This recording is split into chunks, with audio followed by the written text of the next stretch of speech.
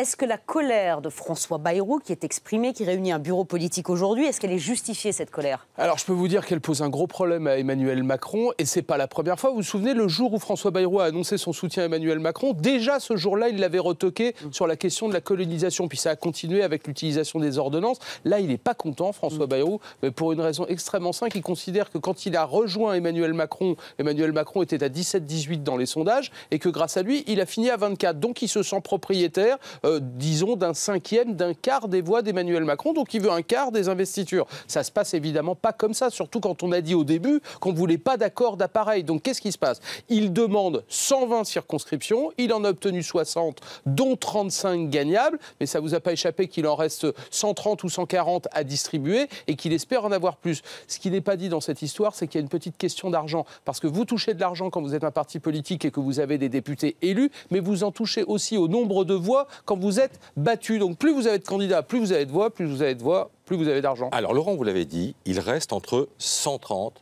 à 140 candidats à désigner sous l'étiquette La France en marche. Et accessoirement, un Premier ministre aussi à nommer. Pour quel profil? Je voudrais qu'on écoute d'abord ce que disait Édouard Philippe, le maire Les Républicains du Havre, hier soir. Il lançait sa campagne pour les législatives. Je ne sais pas ce qu'il va faire. Personne ne sait ce qu'il va faire. Peut-être choisira-t-il la tradition. Peut-être choisira-t-il la transgression. Et la seule chose que je dis, c'est que s'il choisit la tradition, nous regarderons ça avec respect,